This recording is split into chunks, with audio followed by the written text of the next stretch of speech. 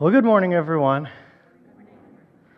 So let's see. I mentioned earlier that Jen and I got away on a little trip, and Macon stayed home with grandparents, and they got him to school, and they got him home from school because we never got a phone call. So I'm assuming it all worked out fine. I will say on our little trip, Jen and I, everyone asked us what we did, and I can say we did a lot more sleeping than we ever did in prior vacations. And I think that has something to do with having a kid in the house. I'm not sure, but man, it was different. And one day, I think we were almost late for breakfast at like 11:30. But it was fantastic. One of the funny things, we went to Blue Ridge up in North Georgia, had a little cabin out there. And one of the funny things was that is apparently the home to the Bigfoot expedition. And everything around there is themed Bigfoot. There were shirts with Bigfoot on it, and there were all these other things. We didn't go there because it was the capital of Bigfoot land, okay? We just went there, but we were very tempted to go in and go to this Bigfoot expedition just to see what it had to offer. We didn't. But we did go to a little breakfast place called, I think it was called the Bigfoot. And they had a Bigfoot breakfast sandwich that Jen loved, and I had biscuits and gravy, and they were divine, okay? So I guess I'm a fan of Bigfoot now, but only the breakfast foods. We have been in this series on faith, hope, and love. And we have talked about these as spiritual gifts that God gave the church. And when practiced well, they become this alternative. Because each of these elements, faith, hope, and love, are uniquely suited to our time and our day and our age as alternatives to the mass confusion and hopelessness around us. And when the church practices faith, hope, and love well, we offer an alternative that really the world needs to hear, that's timely and necessary. And for the last couple of weeks, we now have broken down faith and hope. When we talked about faith, we said that we needed, as people, an unmoving anchor of our identity that couldn't be lost. And to do that, you have to have faith in something bigger than yourselves. We talked about needing a moral benchmark that didn't change with the times and that could help us to decide what is right and what is wrong, and how faith allows us to have that. We looked at the importance of believing that God has our best intentions in mind. We've been using in the series our 1 Corinthians 13 verse, and now these three remain: faith, hope, and love. And as we're going to get to today, the greatest of these is what? Love. When we talked about hope, we talked about how important it is for us to have hope, that it's necessary. It's a part of life, not just something nice to have. Hope guards against cynicism and despair. Hope sees that our world is made for a reason and has an end result. And it challenges our fear over death because we know that there is more beyond it, and it invigorates us in hard times so that we can push through all that is difficult around us. And now, finally, after getting through faith and hope, now today we come upon love, which, if you remember 1 Corinthians 13, the entire chapter is called the love chapter. And this one, I will say, is difficult. And here's why, and I hope you'll understand. I've been presenting faith and hope as things that essentially our world doesn't possess. Our world doesn't tell us that we should have faith in something bigger than us. Our world says, you are the biggest thing to you. You are the God of your life, and there is nothing beyond you to decide and figure it all out. And so essentially, our world doesn't have faith or an objective place from which to judge our morality. And church is an alternative simply because faith exists in it. When we talked about hope, we said the world really doesn't have hope. Its story is that you were made out of random chaos with all the molecules bouncing together in the right way, and ta-da, here you are, and there is no meaning beyond that other than to take in oxygen and to let out carbon dioxide. There's no meaning, no order, no hope, and anyone who does hope is essentially childish. And the church represents an alternative to that, because we are a place that not only believes that hope is good, but hope is necessary for life to even go on. And so I can say that the church is a place of faith and a place of hope, and the world is not. But here's where it gets tricky, because now I'm down to love. And I cannot claim love as the sole possession of the church. I'd like to, but our world talks about love a lot. Our world talks about love every day. It sees it as something mythical, something beyond. It is important in our world. We talk about love constantly. It's part of our slogans. We talk about loving one another, and yet the church is supposed to have a unique vision within this. I can't say that the church is the only place in which love exists. I can only present the church's love as different than that which is possessed by this world. Because the love of this world has to be mistaken in some way. I can only distinguish what love means to the world versus what love means to us. We must see Christian love as an alternative to worldly love. And we must carefully distinguish biblical from unbiblical love. Whereas the world doesn't have much in any terms of faith or hope, it has a version of love. And that makes it particularly confusing and particularly necessary for us then to distinguish those things. There must be something wrong with the world's understanding of love and something right in the biblical understanding of love. Does that make sense? So if we're going to make this distinction, let's start out with the obvious. The obvious truth is that love in the Christian faith stands at its very center almost. It is preeminent. Love is all over the Scriptures. It is the guiding way of thinking and going through all parts of life. As our verse says, the greatest of these is what? Love. And there's a million other verses like that I could quote, just to give you a few. Matthew 22, when we talk about the greatest commandments ever given, they go like this. Matthew 22, verse 37. Jesus replied, "Love the Lord your God with all your heart and with all your soul and with all your mind. This is the first and greatest commandment, and the second is like it." What? Love your neighbor as yourself. Clearly, love is at a high place in the Christian faith, and it has to be preeminent and well understood. We go down to 1 John. John is known as the apostle of love because he talks about it so much, and because Jesus referred to him as the beloved apostle. 1 John chapter 3, verse 1 simply begins, "See what great love the Father has lavished on us, that we should be called children of God, and that is what we are." We begin with the act of love, and then it moves us to love others. 1 John, in the next chapter, chapter 4, verse 8 says, "Whoever does not love does not know God, because God is" what? Love. Or we jump down to John in his Gospel, chapter 13, verse 34, and he says it like this, "A new command I give to you, love one another. As I have loved you, so you must love one another, and by this everyone will know that you are disciples if you watch Christian movies and wear the right t-shirts." If you what? Love one another.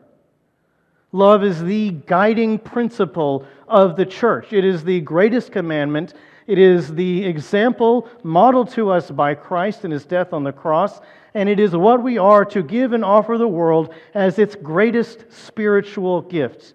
It is to be an alternative to what our world offers, even if our world has a mocking and misunderstood view of love. See, the Bible gets more specific in love than we in the English language typically do. And I didn't make this up. This has been a part of conversations in sermons about love for at least since the middle of the 20th century, and probably a lot older than that. But if you don't know, there are multiple Greek words for love. A lot of people list 4 or 5 or 6. It kind of depends on how generously you want to translate it. But here are some of the key ones. I think I've made a little chart. A couple of key ones. Eros. Any idea what that might mean? It's the basis of the word erotic. It is romantic love. Obviously, it's distinguished from other kinds of love. So when I say I love my wife and I say I love pizza, those mean two very different things. I just put a really terrible image. I'm sorry.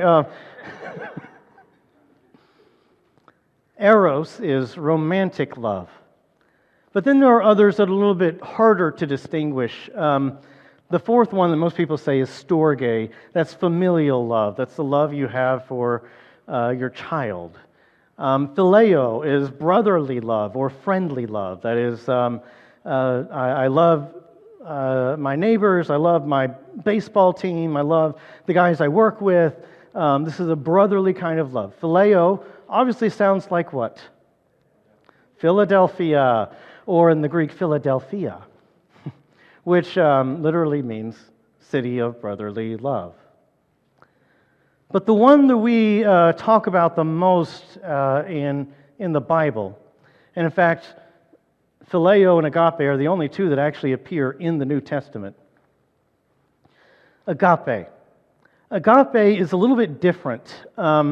It's actually not all that often used prior to the New Testament, but in the New Testament it becomes the absolute highest form of love, and it becomes something that's very distinguished from other things.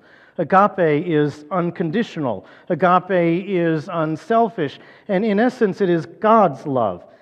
Agape is what motivated God to send His Son to go on the cross, and it is what we are called to offer the world. So we're not just told to love the world in a generic or vague sense like the world might offer, or in a feeling, but we are to love the world agape, unconditionally, with a choice to do so in a way that is unselfish and guided by the very motives of God Himself. That is more specific than most of us mean when we say love. And so I want to point that out. I also want to present sort of how the world sometimes misunderstands love or takes it in odd directions. I believe, from my perspective, and I'm just trying to diagnose the moment the best I can, but I believe that the world's views of love are inherently vague. We don't have 4 or 5 or 6 different words for love. When I say I love my wife and I love pizza, we use the same word. Greeks didn't. And it has become even more so a vague idea within our language day to day. We often don't really know what it means or how it would look in actual practice. But we talk about it all the time, but it's vague. In the world's version of love, love is temporal, meaning it's temporary. It comes and goes. There's conditions upon it. And the moment you cross a certain line or the moment it becomes inconvenient, love dissipates. Love is temporary, not meant to be eternal. And it's conditional based on you doing for me what I need and me doing for you what you need. Love in our world is based on really grand images that are basically mythical, or it's simply recreational, and it's never anything in between. Love is either a princess in a tower that the knight came and fought the dragon and defeated it and let her out of the tower, right? That's how I got my wife.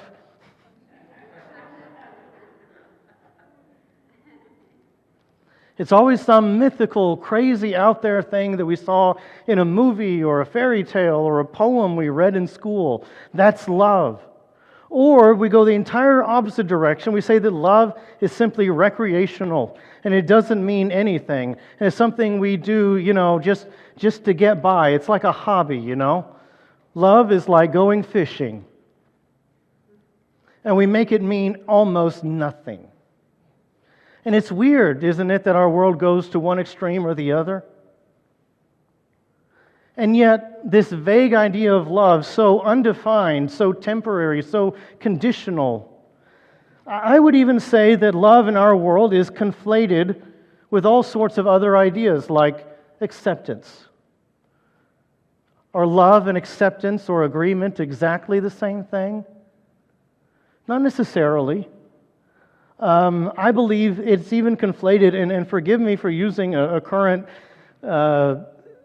way of speaking, but I think love is confused with good vibes. Let me send you some good vibes because I love you. Does that make any sense to you?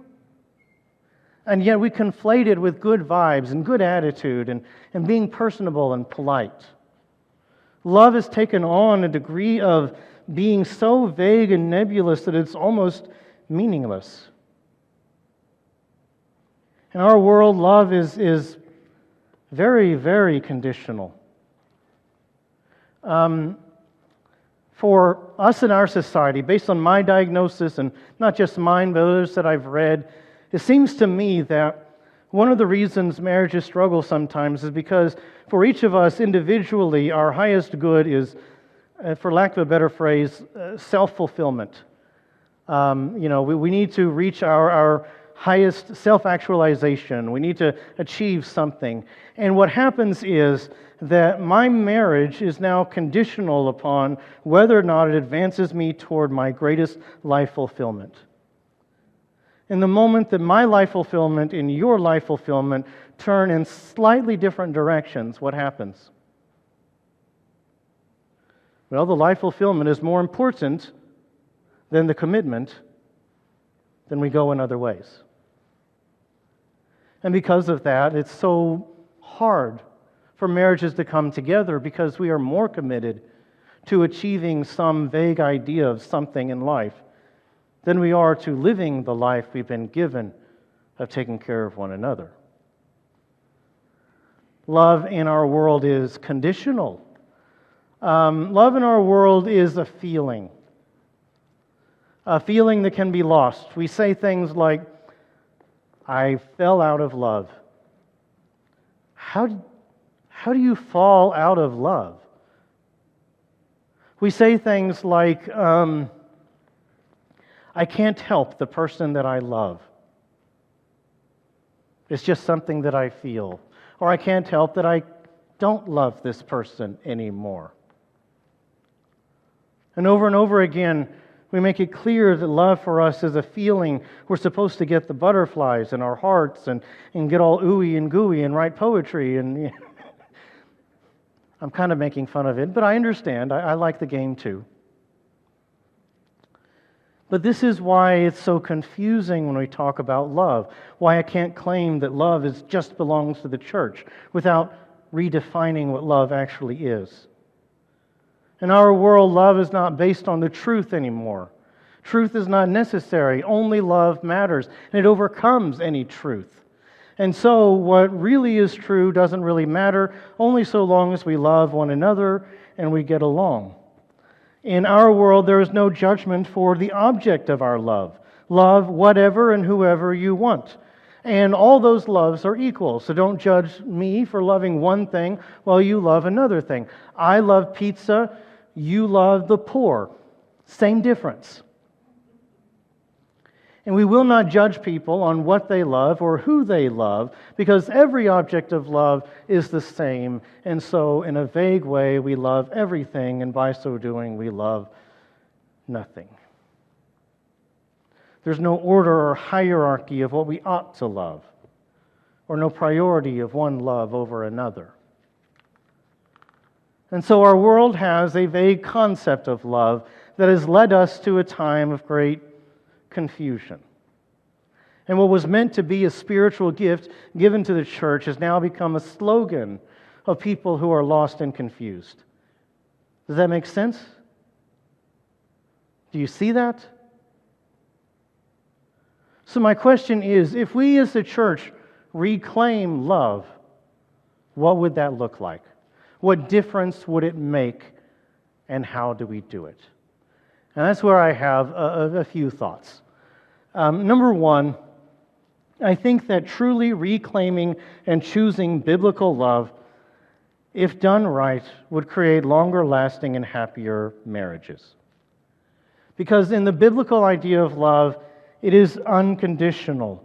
It is a choice, not a feeling. It's based on action and has to be proved and shown over time.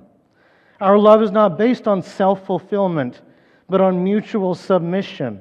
And the moment that our self-actualization comes in conflict with our love and commitment to one another, we choose one another. Hopefully that's not one-sided.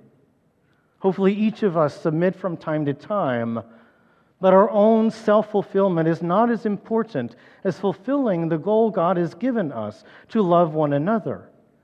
And in so doing, our mind changes. What happens is that we go from being self-focused to other-focused. And we actually become better people and better Christians by choosing our loved one over all the other things out there we could chase.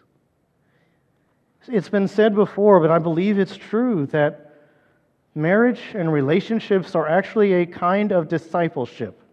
They actually make you more Christ-like. I don't know about you, but I have had to work on a lot of Christ-likeness over the last 9 years that I've been married.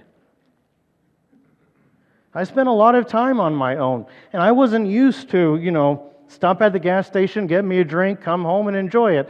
And then all of a sudden I was married and I went to the gas station, I got me a drink, I came home, and my wife looked at me like I had just absolutely betrayed her. Because I didn't ask her if she wanted anything. Didn't even cross my mind.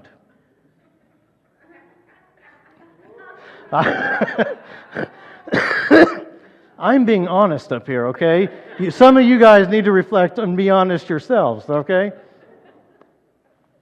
When I was single, I didn't have to tell anyone where I was at certain times of the day. Now, I pretty much need my wife to know where I am every minute of every day. And I'm not complaining about that. That's a beautiful thing. I love that she wants to know what's going on. But it's different. And it's made me better. I used to think that I could get along with absolutely anyone because I could take whatever was going on and brush it off and move on. And now I've learned that when things go wrong, I actually have to talk it through because that person or thing that I'm brushing off is still there when I get home.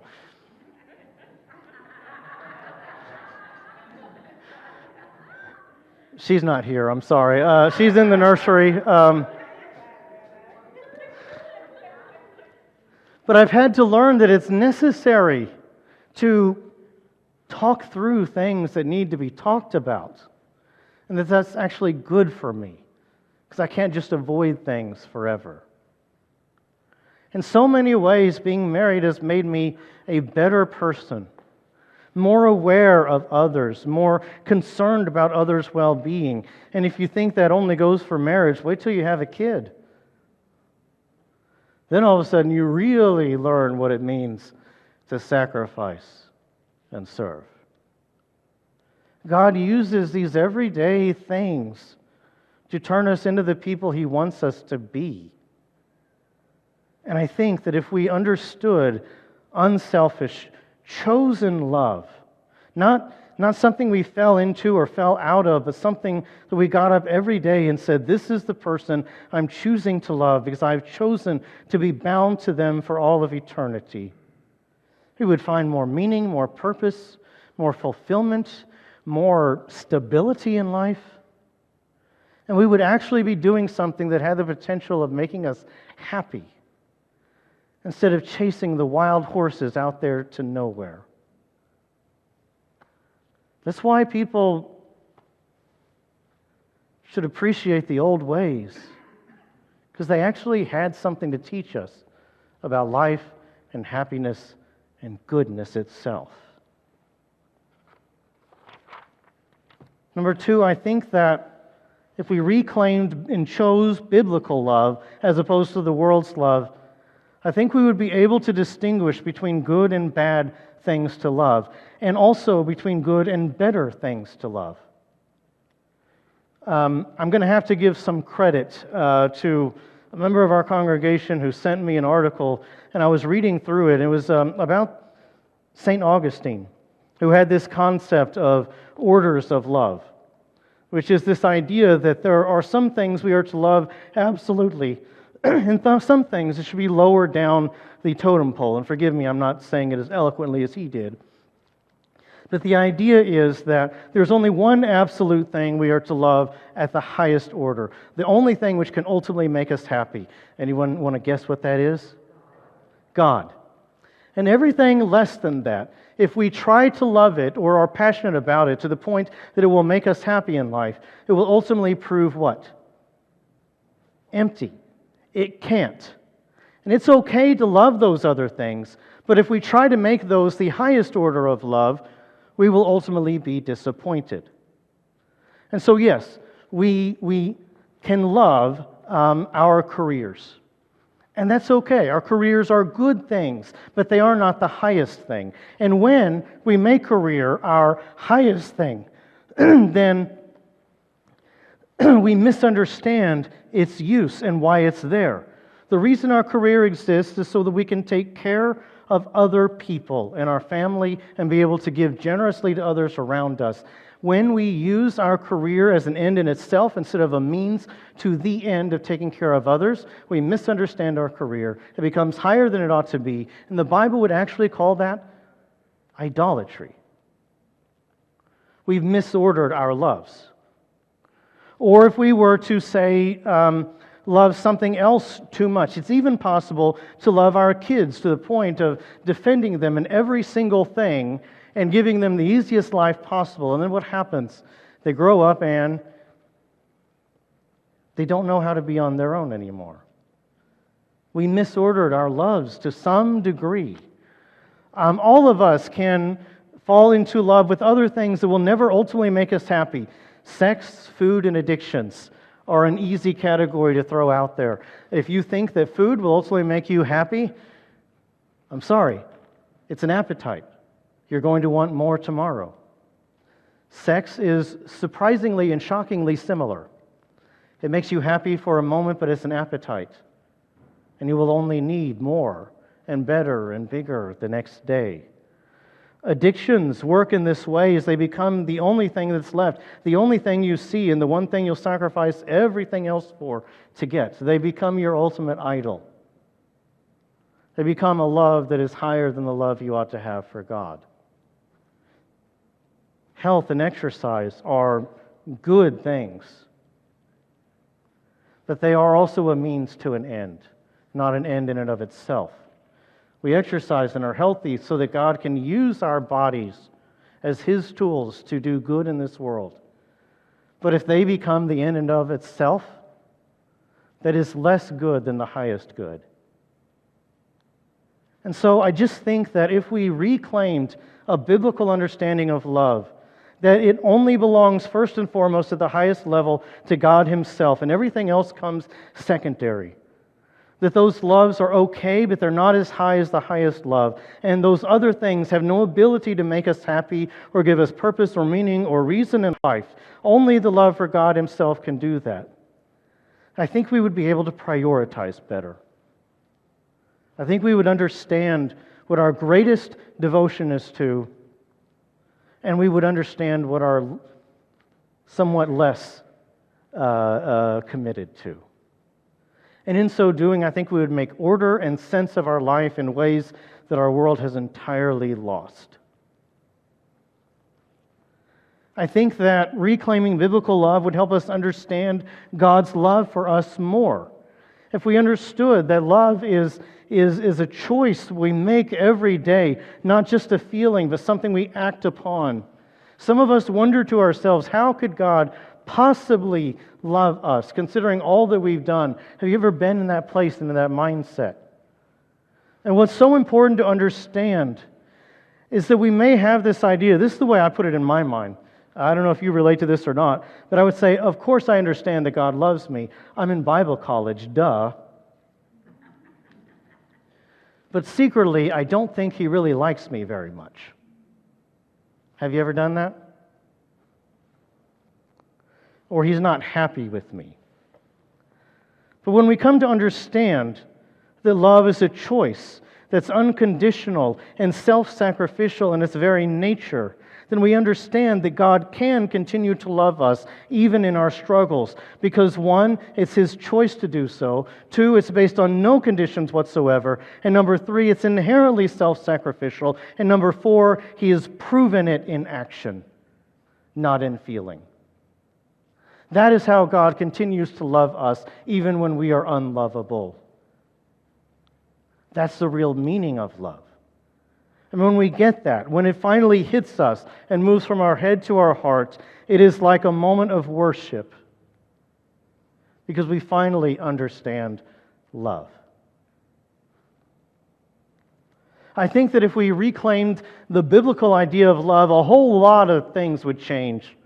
I think sex would change. I'm sorry, but this is a PG-13 service. I don't know if anyone told you.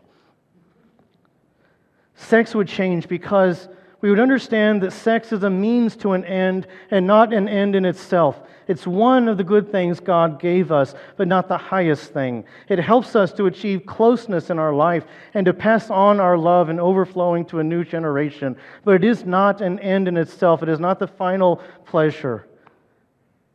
And no person is an object, but simply something to grow closer to in the image of God. I think that if we reclaimed biblical love, it would guide us through our moral confusion in life. We would reattach love to truth so that we understood that there are absolutes and that love is not something that just sort of vaguely goes over everything so that we all accept each other, but that telling the truth is part of love and necessary for good relationships to go on. I think that we reclaim the biblical idea of love that would help us to create proper priorities so we would finally figure out how to not be ruled by the constantly urgent, but rather to be ruled by that which is important and prioritize what matters the most over what doesn't matter as much. I think we would finally get priorities. I think that if we learned the biblical idea of love, it would guard us against idolatry because we would know that we had to love God more than anything else around us. All sorts of things change and fall into place if we understand love in the biblical sense. And so, yes, the church does present an alternative.